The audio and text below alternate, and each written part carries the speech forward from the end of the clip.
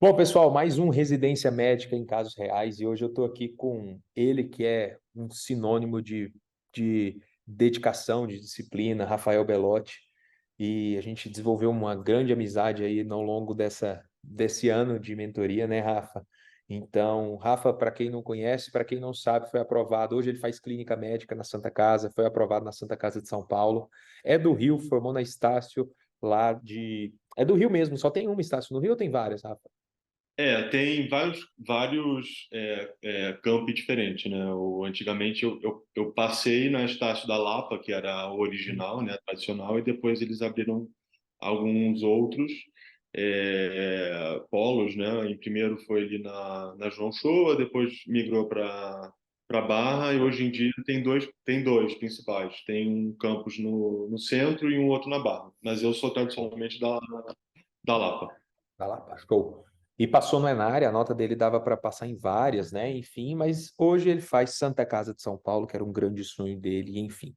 Bom, Rafa, dá um oi aí pro pessoal e suas boas-vindas aí, enfim. Bom, Bom, Pedro, obrigado pelo convite, um prazer enorme. Quer dizer, eu sempre falo que ano passado foi um ano muito puxado, né, evidentemente, de residência, mas com a mentoria também trouxe momentos que certamente eu vou lembrar para a minha vida de crescimento profissional, pessoal. Foi um ano muito positivo nesse aspecto.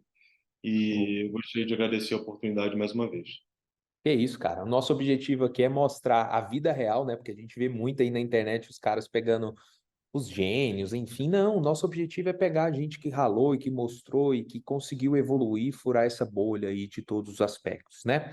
Bom, Rafa, antes da gente mostrar os dados, a plataforma, sim, me conta aí uma coisa importante, né? Como é que tá a sua rotina na residência lá da Santa Casa? Para quem quer prestar Santa Casa de São Paulo, quer fazer clínica médica lá, conta um pouquinho aí da sua rotina. A Santa Casa, quer dizer, uma instituição filantrópica, né, laica, um grande hospital terciário Uhum. e de altíssima complexidade, né? Um número de, acho que se eu não me engano, grande quantidade de leitos, né? Um hospital enorme, gigantesco, uma Né? instituição muito tradicional. Bom, Rafa, então me conta aí, antes da gente começar a mostrar os dados, essas coisas, me conta um pouquinho como é que é a residência de clínica médica lá na Santa Casa, da sua rotina, para o pessoal entender. A Santa Casa é uma instituição filantrópica, né, laica, um hospital de enorme complexidade.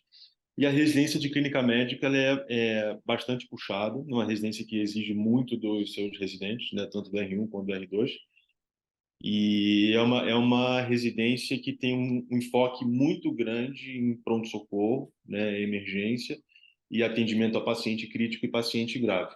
Né, o pronto-socorro da Santa Casa é um dos maiores pronto-socorros da América Latina, né, Nossa. inclusive em número de atendimento, quer dizer, em termos de atendimento de complexidade, chega até a ser o maior.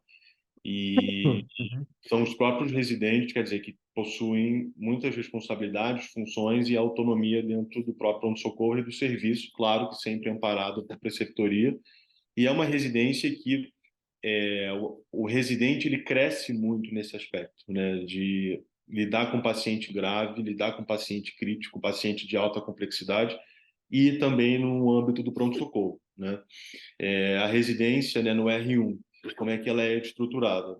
Nós temos 3 meses de pronto-socorro, de rodízio no pronto-socorro, que é a horizontal, né, que é uma carga Tá. horária bem puxada. Geralmente o residente entra por volta de 7 da manhã, né, 6 e pouca, 7 da manhã, e só sai quando realmente todas as tarefas acabarem. Uhum. E fora desses rodízios no pronto-socorro, a gente tem plantões noturnos no pronto-socorro, né? Então, Tá. geralmente, 3 meses de pronto-socorro, a gente roda, né, claro, um mês de férias e tem as especialidades. No R1, a gente roda na infectologia, na geriatria, na hematologia, na UBS, Uhum. e a gente também tem 3 meses de enfermaria, né? E em todos esses rodízios, quer dizer, e um mês de UTI também. Uhum. E tirando os estágios da UTI, que tem uma carga de plantão muito puxada na própria UTI, e os estágios do pronto-socorro, a gente tem uma carga em média de 5 a 6 plantões noturnos por mês no pronto-socorro. Tá. Então, uma carga horária puxada. Eu estou atualmente rodando na hematologia, né? Uhum. É um que eu estou gostando bastante. A gente tem vários ambulatórios, né, de subespecialidade, por exemplo, ambulatório de linfoma, de leucemia aguda, de coagulopatia, hemofilia. Então, você tem a oportunidade, quer dizer, de ter contato com vários pacientes, quer dizer, eu acho que um grande diferencial da residência, quer dizer, principalmente de clínica médica, é você conseguir atuar, né, em várias dimensões diferentes, quer dizer, em várias áreas e escopos diferentes da clínica médica, né? Quer dizer, você conseguir ter contato com uma variedade muito grande de diferentes pacientes, isso faz uma diferença muito grande. Então, em Gigante. termos de rotina, é uma residência com uma carga horária puxada, né? E, geralmente segue esse padrão, né? No R2, a gente também roda na enfermaria, geralmente é um mês na enfermaria, tem mais um mês de Uhum. UTI, um mês de Tá. pronto-socorro e a gente roda mais especialidade. Aí roda na cardiologia, gastroenterologia, endocrinologia, pneumologia, e são 2 meses de eletivo também. Show.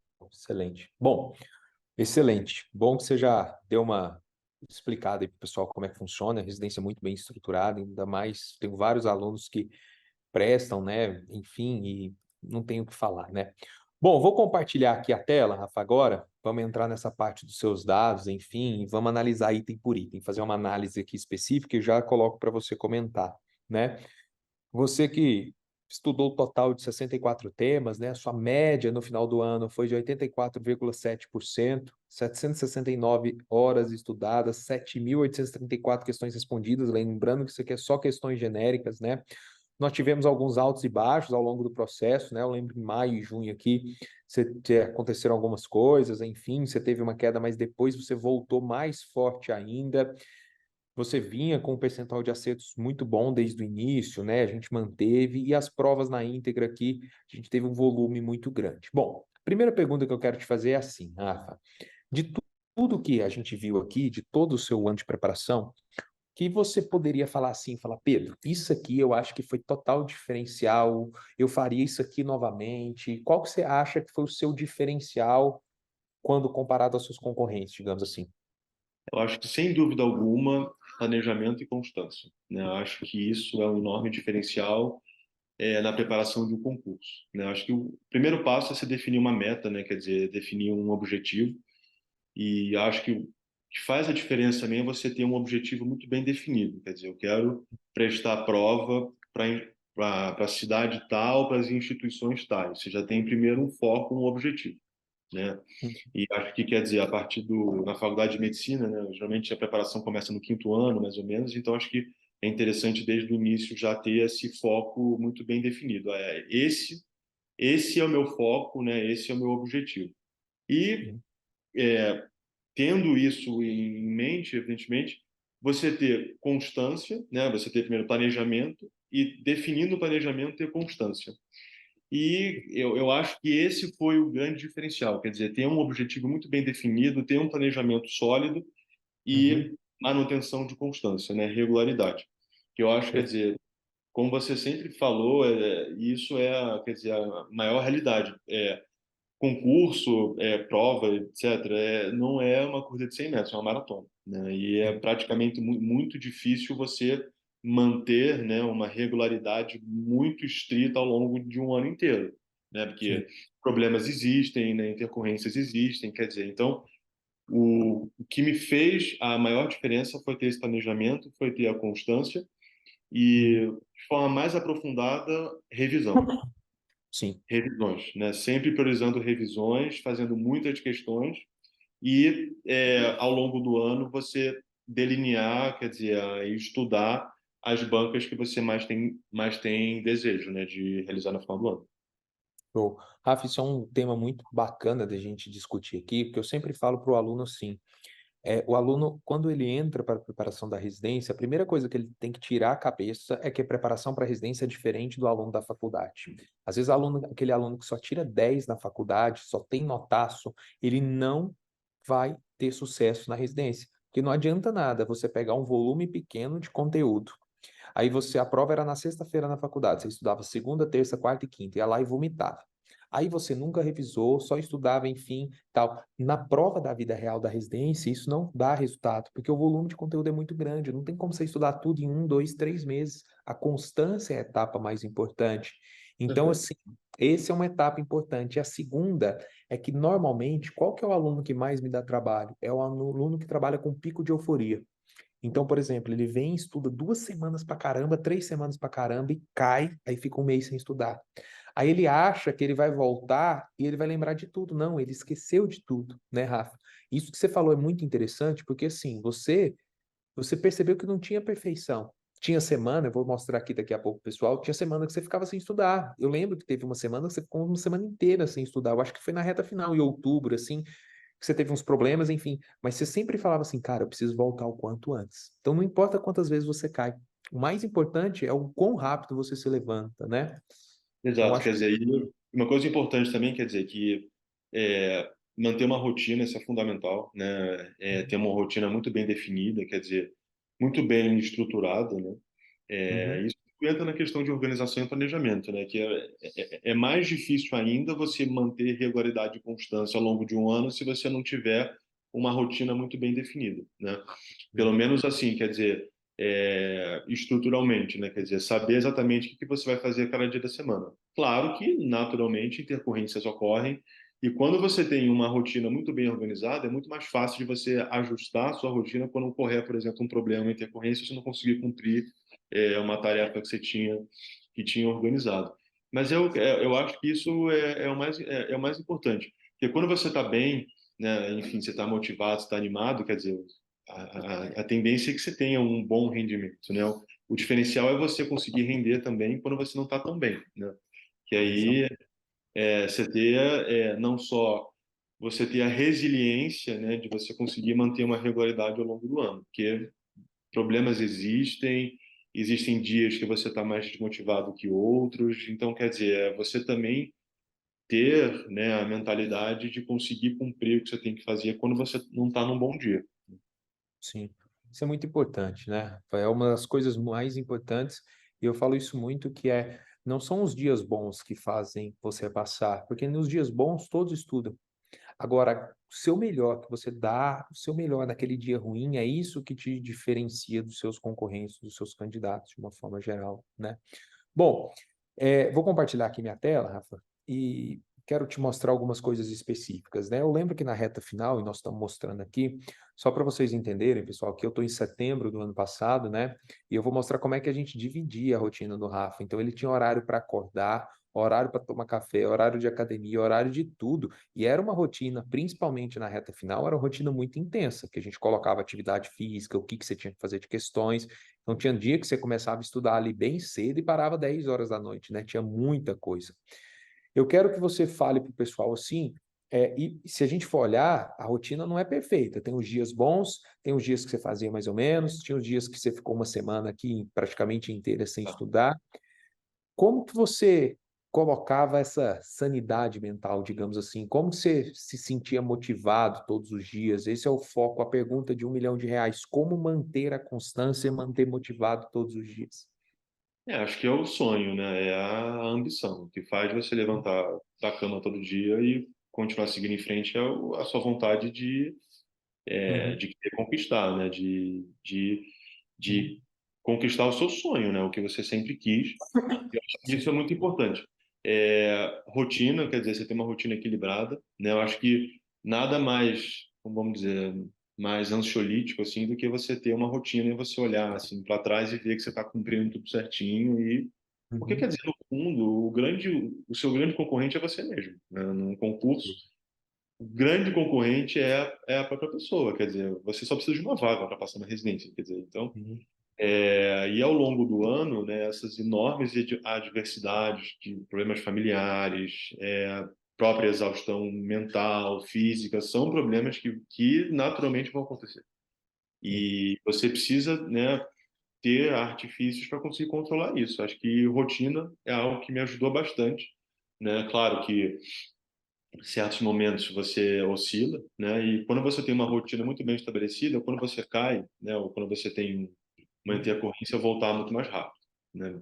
Diferentemente do que quando você não tem nada muito bem definido, aí você deixa de fazer, aí você não sabe como retomar. Então, quando você tem um planejamento muito bem estruturado, né, você consegue, nos momentos difíceis, contorná-los e até mesmo quando você cair, você consegue voltar mais rapidamente. E outra coisa que eu acho muito importante, família, ter um bom apoio emocional, quer dizer, de família, de amigos, né? Não deixar, né, ter durante a semana um dia, quer dizer, de lazer, deixar, por exemplo, final de semana, uma noite, final de semana, até no início do ano, até, quer dizer, que ainda não começou de forma muito aprofundada, você está ainda fazendo só os temas, as revisões, ter um dia de lazer, sair com um amigo, com família, seja, acho que é algo muito importante também que te dá mais motivação e te dá tranquilidade. Perfeito. Rafa, deixa eu te perguntar, teve algum dia, algum momento que você lembra durante a jornada que você achou que você não ia conseguir passar?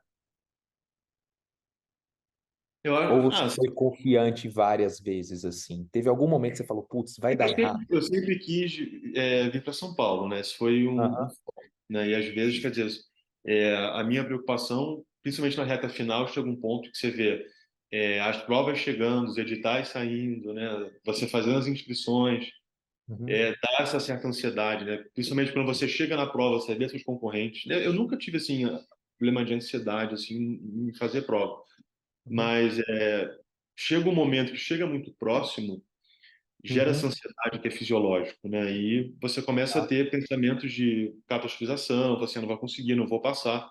Aí que eu acho que o suporte, o apoio emocional é muito importante. Sem dúvida alguma, na reta final, né, dá uma insegurança, você começa a também ver as outras pessoas fazendo as mesmas provas que você vai fazer, então assim, é normal, gera ansiedade, mas eu acho que quando você tem ao longo do ano uma preparação muito sólida, acho que essa tem que ser a maior confiança que você tem que ter, né? Que independentemente, você olha para trás e fala assim, eu fiz a minha parte, eu estou preparado, né? Então, perfeito. Bom, esse é o grande lance, né? Porque assim, não existe colheita sem plantio. Que às vezes eu converso com o aluno fala assim: Nossa, Pedro, mas eu não. O meu resultado tá ruim. Mas eu falo: Cara, peraí, olha o que que você fez ao longo do ano. Então, se você fizer tudo certinho, se você der o seu melhor, a gente não tem garantia que vai dar certo, que existem outros fatores que a gente não consegue controlar, fator emocional, enfim, vários aspectos. Imagina um aluno que teve uma preparação mediana, né? Então, hoje a gente vive numa sociedade que é muito imediatista, né, Rafa? O cara quer estudar 30 dias, ele quer ter resultado. E estudo é igual academia, cara. Então, assim, putz, para você ter o corpão lá sarado, vai dá trabalho, vai não sei o quê, é uma construção diária e pega os mesmos aspectos. Aquilo que você falou no início, que eu sempre falo para os alunos. Preparação para residência é uma maratona, são 42 quilômetros, não é uma corrida de 100 metros, não adianta você dar o tiro, você tem que ter a constância, né? E você já deve ter visto isso, eu falo isso por quê? Porque quando eu era mais novo, eu assistia aquelas corridas da Rede Globo lá de São Silvestre, não sei o quê, eu sempre via o cara que era filmado primeiro, ele nunca chegava nas primeiras colocações, porque o cara dava o tiro ali, aí ele tinha os seus 5 minutos de fama na televisão e depois ficava para trás. Eu acho que era até um objetivo dele. Eu mato 5 minutos e vou ficar para trás, né? Acho que ali que era o objetivo dele. Bom, deixa eu te perguntar sobre revisão, Rafael. Como é que você revisava ano passado? tinha um cronograma, né? Sempre D0, começava a estudar a matéria, geralmente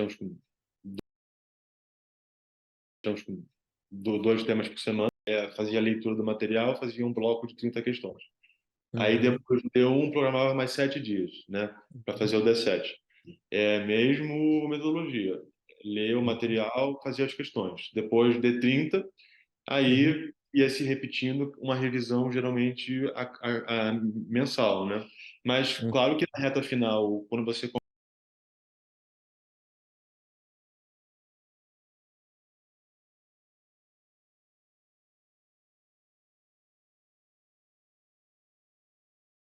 aumentando a frequência de revisões daquele tema, dos temas mais prevalentes da banca. Então, geralmente fazia esse modelo, né, de D0, D1, D7, D30. Beleza. Isso é importante, Rafa, porque assim, quando a gente fala de revisão, não existe a receita, não existe a receita de bolo,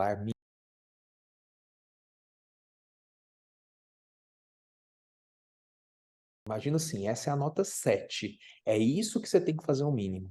Então esse é o mínimo para você se manter vivo. O restante, e aí quem está assistindo a gente é importante frisar, porque você vai titulando as revisões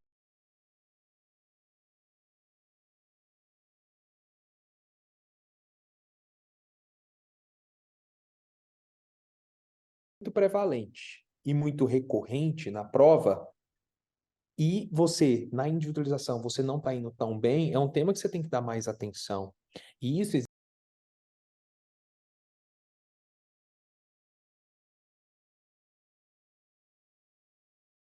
rendimento muito bom, evoluiu muito bem, né? Mas na hora da prova, você chegou lá na prova da Santa Casa, sentou. Qual que era a sua estratégia de prova? Você começava por onde? Como é que você fazia? Isso, é, quer dizer, eu fui meio que desenvolvendo uma estratégia ao longo do ano, né?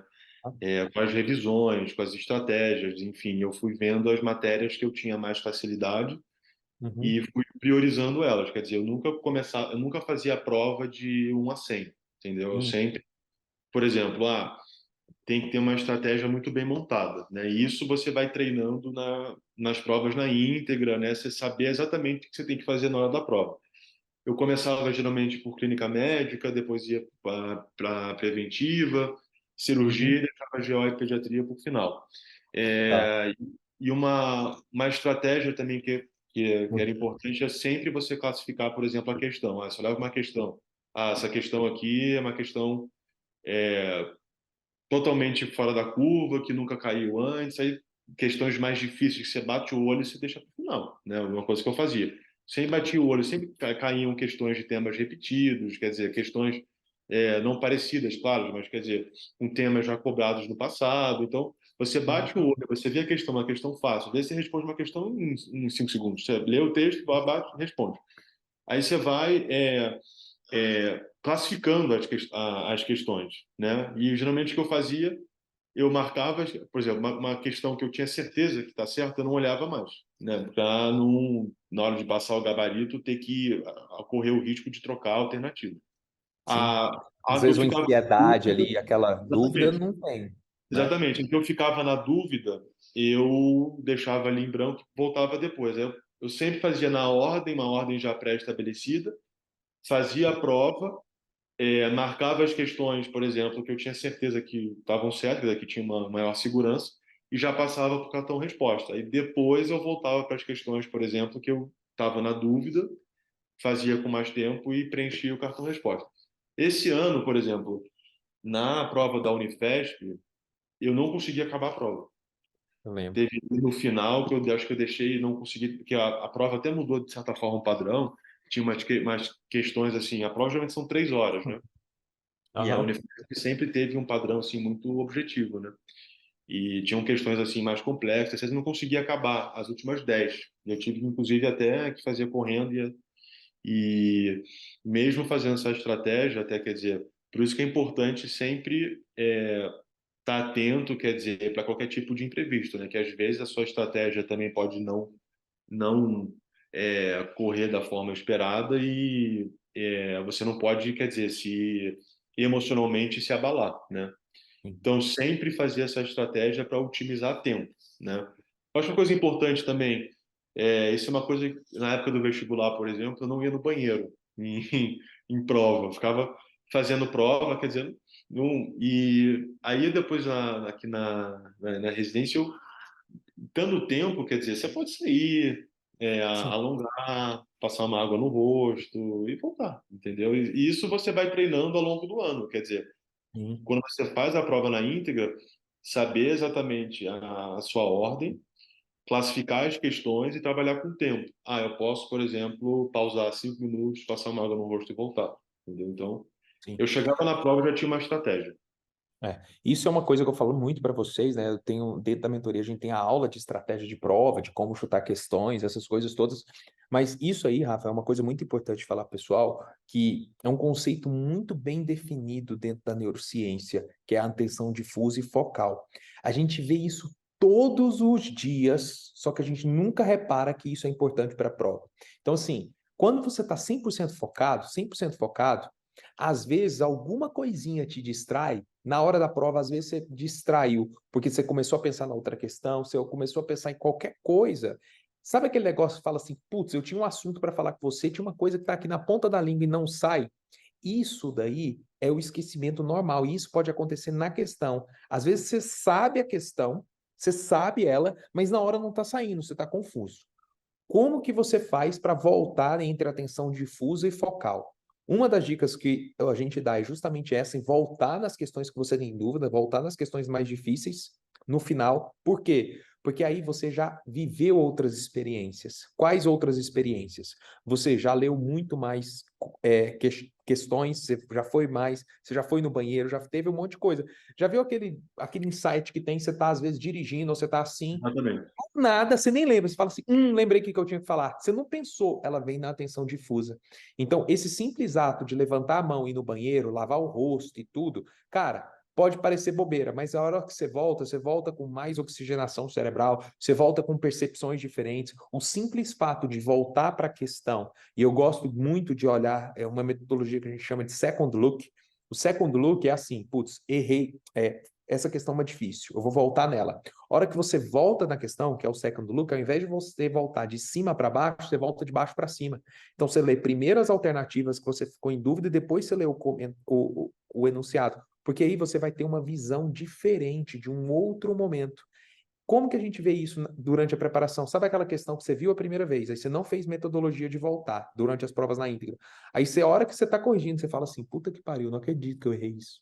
É bobeira, né? Então isso também é importante. A prova não é só difícil porque ela é longa, ela é difícil porque se você não tiver estratégia de prova, você vai perder às vezes uma, duas, três questões de bobeira que podem ser diferenciais Às lascados vezes você tem na uma dúvida, comparação. por exemplo, em duas alternativas, aí você pula, você vai fazendo outras questões, você sai, é, vai no banheiro, por exemplo, passa uma água no rosto, bebe uma água, come, aí você tem um insight e às vezes você lembra, não pode ser essa alternativa por conta disso, disso e disso, entendeu? Então, Sim, isso é muito importante.